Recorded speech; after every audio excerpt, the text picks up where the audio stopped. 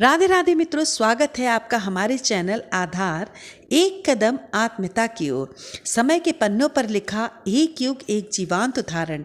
यहाँ कंस देव की वासुदेव से उलझ रहा है कि कैसे तुमने संतान को बदल डाला। 8वां तो पुत्र होना था, ये पुत्री कैसे हो सकती है। जैसे ही वो देवकी की गोद से छीन उस पुत्री को मारना चाहता था, वो तो एक शक्ति का रूप धारण कर आसमान में चमकने लगती है। वह आकाशवाणी होती है, हे मूर्ख कंस, तुझे नहीं पता, तुझे मारने वाला तो धरती पर पहले ही जन्म ले चुका है। कि कंस तभी अपने सेनापति को बुलवाता है और आदेश देता है कि जितने भी बच्चे उस रात जन्मे हैं उन सब को मरवा दिया जाए। कि एक गुप्तचर महल में प्रवेश करता है और बताता है कि गोकुल की तो जैसे काया ही पलट गई है, सूखी डाली भी हरी भरी हो गई है। ऐसा प्रतीत होता है कि सूर्य नारायण भी सर्वप्रथम समय से पहले वहाँ उदित हो जाते हैं। प्रतिदिन उत्सव, ढोल नगाड़ों की आवाज़ जमुना पार यहाँ मथुरा नगरी तक आ रही है महाराज। कि कंस आदेश देता है कि अपनी दाई पूतना को तुरंत बुलवाया जाए। पूतना आती है और कंस उसको सारी बात बताता है कि तुमने मुझे दूध पिलाया है, अब मेरे प्राणों की रक्षा करना भी तुम्हारा ही काम है।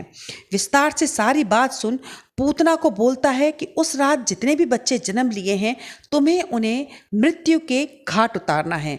पूतना कहती है कि मैं गोकुल में किसी भी बालक को जीवित नहीं छोड़ूंगी। अपनी छाती पर मीठा जहर लगा सभी को स्तनपान कराऊंगी। और नाचती गाती गोकुल नगरी में पूतना वहाँ पहुँच जाती है।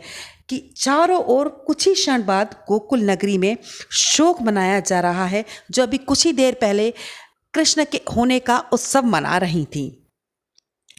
पूतना कुछ ही समय बाद अपनी चाल में कामयाब हो जाती है कि धीरे धीरे कान्हा के साथ जो भी बच्चों ने जिन्होंने भी जन्म लिया था वो एक ऐसी गहरी निद्रा में सो जाते हैं जो अब कभी ना टूटेगी।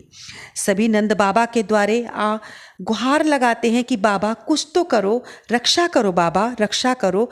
कि अब पूतना मौका देख कान्हा को शिकार बनाने आ जाती है। जैसे ही वो झरोके से कान्हा को एक छवि देखती है, कान्हा खेलता हुआ पालने में बहुत ही खूबसूरत लग रहा था कि एक क्षण के लिए तो वो मोहित हो जाती है कि अगले ही पल उसको निशाना बना लेती है। उसका विनाश उसे स्मरण कराता है कि तेरा अंत भी तो निश्चित है, और चुपचाप कान्हा को चुरा जंगल की ओर चली जा रही है। ऐसा विकराल भयानक रूप को देख सभी गोकुलवासी भयभीत होकर चीखते हुए नंद बाबा के पास पहुंचते हैं। वहां से यशोदा व नंद बाबा रोते चीखते हुए उसी दिशा की ओर भागते जा रहे हैं जहां उनका कान्हा उस असुरा के कब्जे में है। फूला सा कान्हा अपने हाथों में पकड़े अपने अंत से अनजान आखिरी हंसी हंस रही है। तीनों लोगों के नाथ आज इस डाहिन रूपी माँ को मुक्ति प्रदान करेंगे। कि जैसे ही वह कान्हा को अपनी छाती से लगाती है, छोटा सा कान्हा उसकी छाती से दूध नहीं उसके प्राण ही खींच लेता है और पर्वत समान काया लिए वह नीचे गिर जाती है। यशोदा मैया अपनी छाती से अपने लाल को लगा घंटों रोती है कि अब कान्हा को कभी अलग ना करूंगी। ये खबर आज कंस के पास मथुरा नगरी पहुंचती है कि पूतना अब जिंदा नहीं है और पूतना ने मरने से पहले सभी बालकों का विनाश कर दिया है, उन्हें मृत्यु के घाट उतार दिया है।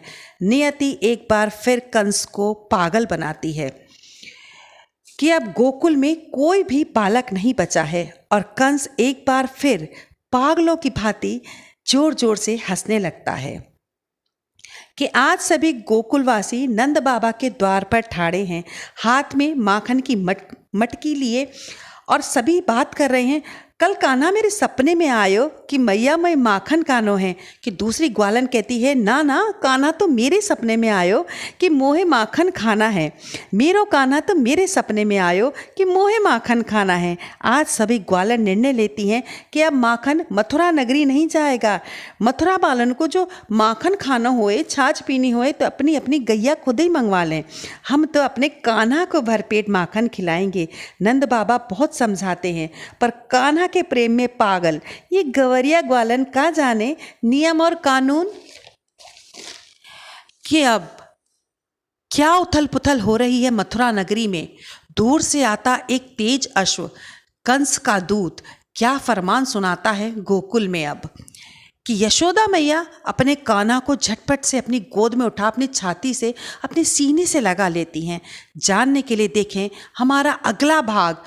अब तक क्या हुआ गोकुल नगरी में, क्या रची जा रही है साजिश मथुरा नगरी में। हमारे चैनल को लाइक करें, सब्सक्राइब करें, शेयर करना ना भूलें। आधार एक कदम आत्मीयता की ओर।